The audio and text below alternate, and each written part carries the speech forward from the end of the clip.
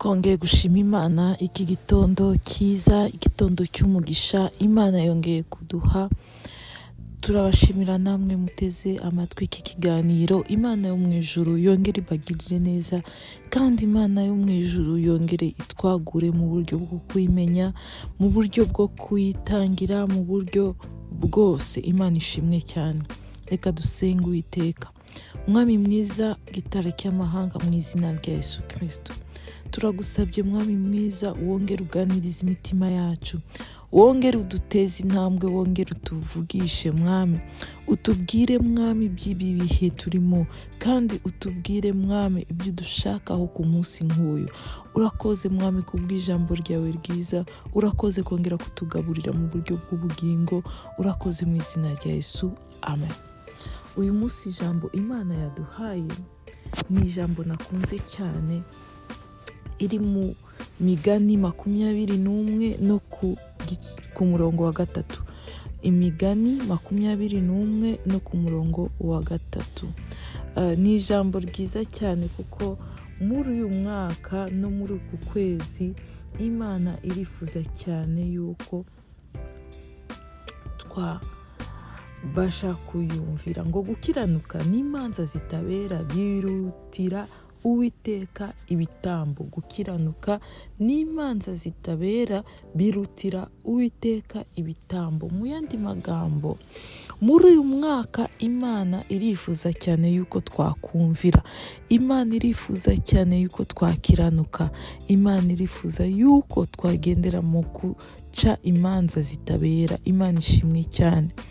Mu yandi maversiyo yo mu zindi ndimi, iri jambo bavuga ngo kumvira kuruta ibitambo. Imana ishimwe cyane. Ni ukuvuga ngo Imana yishimira kuyumvira, ikanishimira gukiranuka kurusha uko yishimira ibitambo. Gukiranuka ni iki? Cyangwa se kumvira ni iki? Kumvira ni igihe wumviye amabwiriza, ni igihe wumviye amategeko, ni igihe bavuze ikintu nawe ukabishyira mu bikorwa. Igitambo ni iki? Igitambo ni ukwigomwa, ni ukugira ikintu wigomwa gifite agaciro kuri wowe, ukagira ikintu ukunda, ikintu uha agaciro, ikintu kigufitiye akamaro, ukakigomwa. Uko nuko gutamba ibitambo, ukakigomwa ukagitamba, uko nuko gutamba. Abantu kenshi aya magambo uko ari abiri, abantu bakunda kuyitiranya.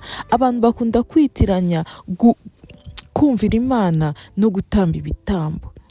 Ariko iri jambo riratwigishije yuko muri uyu mwaka wa 21 Imana irishimiye cyane yuko twayumvira kurusha uko twayitambira ibitambo. Imana ishimwe cyane. Imana irishimiye cyane yuko twakora ibyo gukiranuka, twashaka ubwami bw'Imana no gukiranuka kwayo kurusha kuyitambira ibitambo. Imana ishimwe cyane.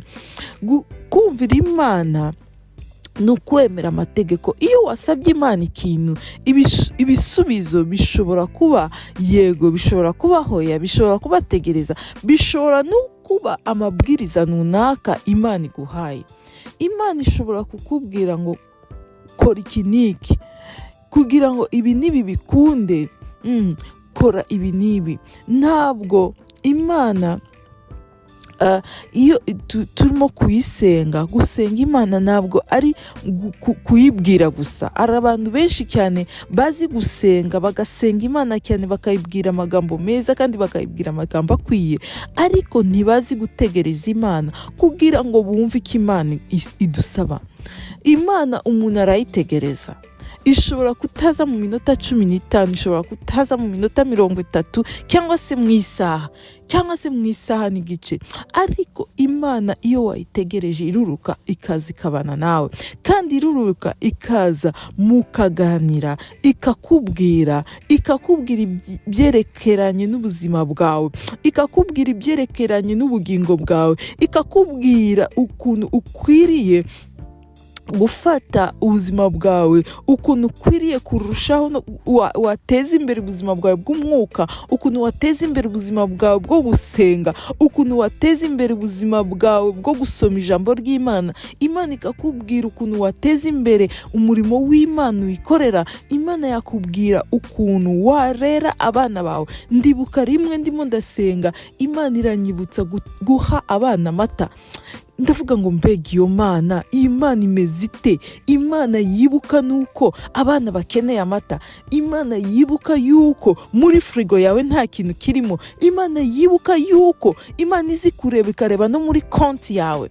Imana iradukunda ku buryo buri kintu cyose cyo mu buzima bwacu Imana ibishaka yuko ibyivangamo, nk'uko inshuti, nk'uko umugore abana n'umugabo akumva yuko ibintu byose by'ubuzima bwe yabyivangamo, yamara kubyivangamo ikabitunganya. Imana ibishaka kwivanga mu mashuri yacu, Imana ibishaka kwivanga mu kurera abana bacu, Imana ibishaka kwivanga mu kubaka ingo, Imana ibishaka kwivanga mu mashuri yacu. Ndibuka kera najyaga nicara nkiga ngasenga ngageza nka 10:00, nyuma ya 10:00 nkatangira nkiga 11:00 na 10:00 na 11:00 najya mu ishuri. Nukuri marayika y'Uwiteka yabaga mpagaze iruhande akambwira ngo najya mu kizamini, Imana ikambwira ngo iki nicyo gisubizo. Mwuka Wera akanyibutsa aho nasomye, nkakora ikizamini nkabona 100%. Abarimu bagatangara, abanyeshuri bagatangara. Kubera iki? Imana ibishaka kwivanga mu buzima bwacu bwose. Ariko tugomba kwemerera Imana. Kumvira Imana ni ukwemera kumvira amabwiriza yose Imana iduhaye kugira ngo tugere ku ntego runaka.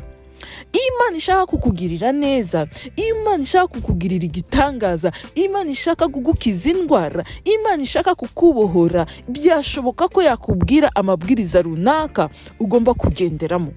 Rero kumvira ni ukukurikiza ayo mabwiriza nk'uko Imana ibishaka, nk'uko Imana yabikubwiye, ukagenda intambwe ku yindi, ukagenda uyumvira. Noneho byagusaba kugira icyo wigomwa ukakigoma. Iyo umunyeshuri ashaka kugira amanota meza, icyo akora ni iki? Niba bimusaba kudasinzira, ashobora kumara.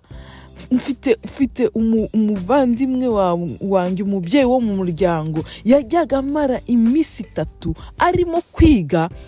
arimo kwiga adasinzira, atarya. Kubera iki? Kubera ko yarafite urubanza, kubera ko afite ikizamini kimutegereje. Akamara iminsi 3 yicaye ku ntebe, akananuka arimo kwigira ikizamini. Nawe byamugiriye umumaro kuko yageze ku cyo yashakaga. Iyo diplome yashakaga yarayibonye, kandi uyu munsi iyo diplome yamubereye y'umugisha. Kubera iki? Kubera yuko yatanze ikiguzi, mbese yakurikije amabwiriza kugira ngo agere ku ntego yashakaga, kugira ngo agere ku cyo yagamije gukora. Imana nayo iyo ishaka yuko dukora ikintu iduha amabwiriza. Iduhaye amabwiriza rero, iyo uduhaye ayo mabwiriza ugomba kumvira ayo mabwiriza kurusha ibitambo. Ntabwo ugomba gukora ibintu ubikora nk'urimo gutamba, ugomba guhindura imyumvire yawe. Iyo urimo kwiriza ubusa, ugomba kwiriza ubusa nk'umuntu urimo kumvira amabwiriza Imana yaguhaye.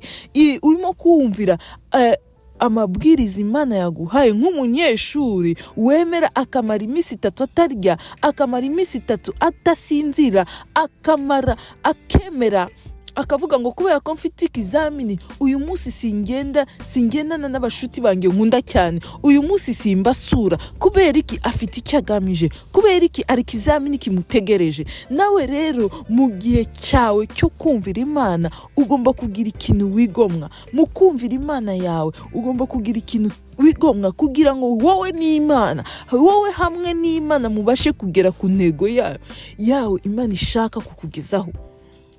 Ari ibintu Imana ishaka kuhindura mu buzima bwawe bwo gusenga, ari intambwe Imana ishaka kukwinjizamo, ari imbaraga Imana ishaka kuguhereza, ari urundi rwego Imana ishaka kukwinjizamo mu buzima bwo gusenga, mu buzima bwo kuyikorera, muri business yawe, ari indi ntambwe. Ariko bigusaba iki? Kumvira kuruta ibitambo, bigusaba kumvira amabwiriza y'Imana. Erega dufite Imana yumva, ushobora kubyuka mu gitondo ukabwira iyo Mana ngo Mana, ngewe muri uyu munsi Imana iyo wayitegereje iraza ikururuka mukaganira, ikakubwira ibintu yabitse muri uyu munsi, ikakubwira ngo muri uyu munsi ndashaka kunkorera 1 2 3.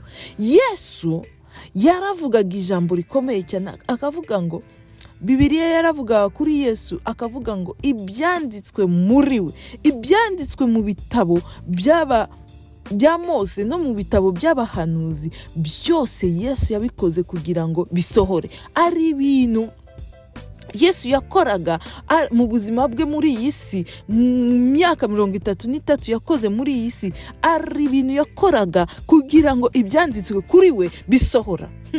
Nukuvuga yuko Yesu ari ku musaraba yasabye amazi kugira ngo cyanditswe n'umuhanuzi runaka gisohora, kugira ngo cyanditswe kivuga ngo yasabye amazi bamuha vino gisohora. Imana ishimwe cyane.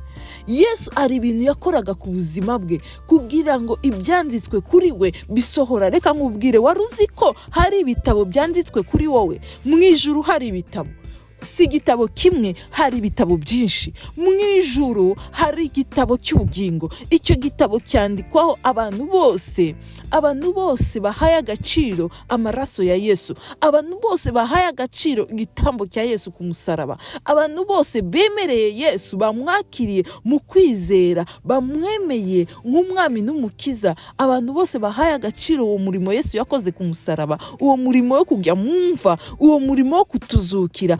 Amazina y'abo bantu yandikwa muri icyo gitabo. Noneho amazina yawe iyo yanditswe mu gitabo, biba bishoboka ko aya mazina yawe yakurwamo. Ariko icyo si cyo kiganiro cyacu cy'uyu munsi. Ariko si cyo gitabo cyonyine kiba mu ijuru. Mu ijuru hari biblioteke nini cyane ku buzima bwa buri muntu wese.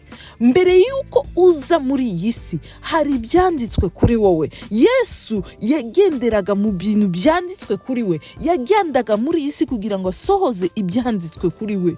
Ni ukuvuga yuko nawe ufite ibintu byakwanditsweho, ufite ibintu byahanuwe ku buzima bwawe umunsi ku wundi, itariki ku yindi. Niyo mpamvu umunsi ntabwo usa n'uwundi, niyo mpamvu buri munsi ni umunsi udasanzwe, niyo mpamvu ubuzima bwawe butagomba kumera nk'ubuzima bw'uwundi. Niyo mpamvu ntabwo ukeneye kwigana kanaka, ntabwo ukeneye gukora business nk'iya kanaka. Ukeneye kumva Imana kugira ngo umenye ibyawe aho bizaba.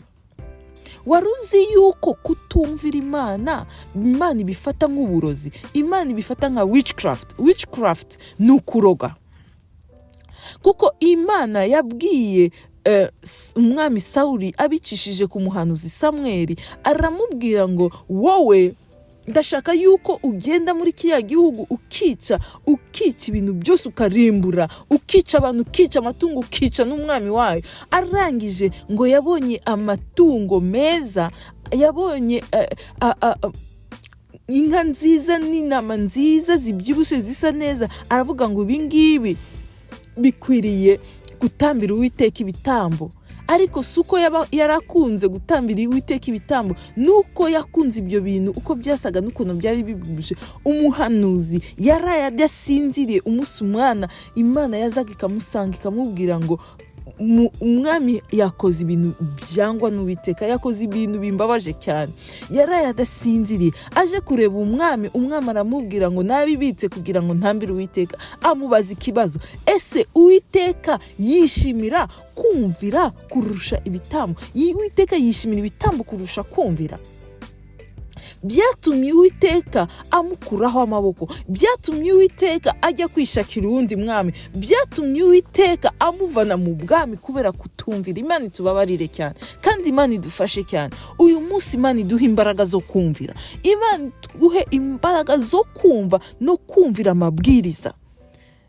Kuko hari amabwiriza yawe yo ku munsi wa none, hari amabwiriza atandukanye cyane n'iy'umugenzi wawe. Imana iramubwira ngo kutumvira Imana bimeze nko kuraguza, bimeze nk'ubupfumu, bimeze n'icyaha gikomeye cyane kimeze nko kuroga. Kuko kuroga, umurozi wese mbere yo kuhinduka umurozi abanza kugira ikintu kitwa ishari. Impamvu umuntu afite ishari nuko atazi icyamuzanye muri iyi si, atazi. Iyo uza kumenya impamvu yawe yo kuba muri iyi si, ntabwo wakagiriye ishari mugenzi wawe. Abantu benshi mu murimo w'Imana barajya hanze y'ubushake bw'Imana kubera yuko bafite umwuka w'ishari, bafite umwuka wo kwigana abandi. Ntabwo mu muhamagaro ukora nka kanaka, ukora nkawe, uvuga nkawe, ubwiriza nkawe, uhanura nkawe. Ntabwo ukeneye guhanura nka kanaka, ntabwo ukeneye gukora nka kanaka. Niho hari isoko y'amashari. Ishari niyo cyaha cya mbere cyabayeho. Imana itubabarire cyane. Urakoze Mwuka Wera kunyibutsa iki kintu. Ishari nicyo cyaha cya mbere cyabayeho, kandi icyo nicyo cyaha kibanziriza kuroga. Umurozi wese kugira ngo aroge abanza kugirira ishari. Umuntu wagirira ishari wabimenya gute? Wabimenya mu gihe uwo muntu atishimiye ikiza cyabaye ku mugenzi we. Igihe cyose wishimira ikibi cyabaye ku mugenzi wawe, uba ufite umwuka w'ishari. Icyo ni ikimenyetso yuko ufite umwuka w'ishari. Umuntu wese utishimira ko umugenzi wawe yambaye neza, ukamubwira ko yambaye neza, umuryarya ariko mu mutima ubabaye, icyo gihe nuko utaragera ahantu abantu bagura imyenda buri munsi. Ari ahantu abantu bagura imyenda buri munsi, bakagura imyenda buri munsi, akaba yambaye umwenda mushya. Icyo gihe ishari yakwicuka bakaguhambuka avaho. Kuko impamvu abantu bagendera nuko abantu baba bari mu rwego rwo hasi cyane, abantu baba bari mu bukene bwo mu mutima. Kuko ntabwo ari ubukene bwo mu mubiri, ni ubukene bwo mu mutima.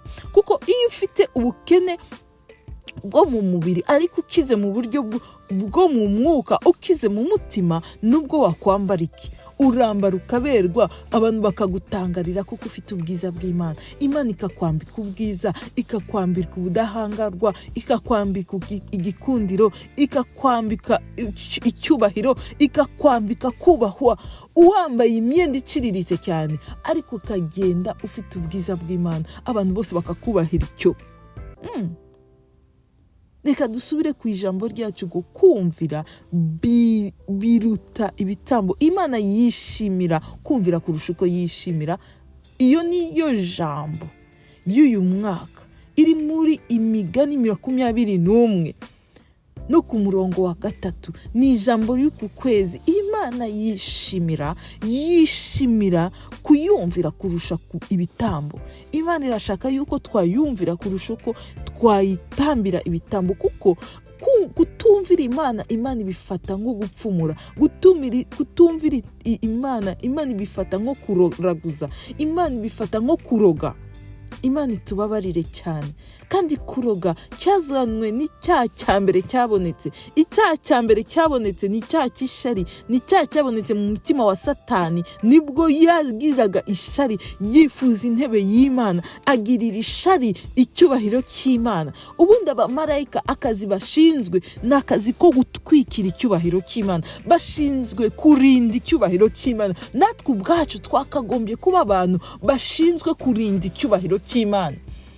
Twe kurinda icyubahiro cyacu, tukarinda icyubahiro cy'Imana. Icyo dukoze cyose icyubahiro tukakigarurira Imana. Ariko Satani we yabonetsemo ishari mu mutima we. Ishari ryatumye yifuza intebe y'Imana. Amaze kwifuza intebe y'Imana bituma yirukana. Satani niwe wari umumarayika ukomeye. Bari batatu bafite babyita ba archange, ari abamarayika bakomeye. Hari Lucifer, uwo nguwo wahindutse Satani, na Mikaeli na Gabriel. Nibo bari abamarayika bakomeye cyane. Ariko Satani kubera ishari yahise ajugunwa mu isi, yahise ava mu ijuru. Hasigara 2/3 by'abamarayika. Ava ashuka 1/3 cy'abamarayika bajyana nawe. nukuvuga yuko mu gihe cyose wagize ishari mu mutima wawe wihutira gushaka umukozi w'Imana wihanira icyo cyaha, kuko uretse icyo cyaha kigakura mu mutima wawe cyazakubyarira ibintu bibi cyane. Abantu barica kubera ishari, abantu baragambana kubera ishari, abantu bararoga kubera ishari, kubera ko umuntu yakaranze igitunguru. Nuko utaragera ahantu abantu bajugunya ibiryo, abantu bafite ibiryo byuzuye banabijugunya, icyo gihe wamenya ukirira ndi ishari ukareka ndi. Nukuvuga yuko impamvu abantu tugira ishari nuko ari ahantu tuba tutaragera n'Imana. Ariko twavugaga yuko icyo cyaha cyo kutumvira kimeze nk'icyaha cyo kugira cyo kuraguza, icyaha cyo kuroga. Imana itubabarire cyane. Ntabwo tugomba kugira ishari, kuko tugomba kugendera mu muhamagaro wacu. Imana ntabwo izaduhembera ibyo wiganya abandi. Imana izaguhembera ijyanye n'ibyo warushinzwe gukora. Mu ijuru hari igitabo gishinzwe imirimo ugomba gukora. Ijambo ry'Imana riravuga ngo ari imirimo myiza Imana yaduteganyirije isi itarabaho. Imana itarashyiraho iyi si, Imana yashyizeho imirimo wagombaga gukora. Mu bitabo by'abahanuzi no mu bitabo by'amategeko harimo ibyo ushinzwe gukora. Mu ijuru harimo n'ibitabo by'urwibutso. Iyo ukoze icyo ushinzwe gukora birandikwa. Kuko muri Yobu ijambo ry'Imana yavuga ngo iyo abana b'Imana bateranyaga kugira ngo baganire, abamarayika babumburaga ibitabo bakandika. Mu gihe cyose ukoze ikintu Imana igushakaho, mu gihe cyose wumviye Imana ikubwira ngo kanaka ndamugutumyeho, genda umubwire.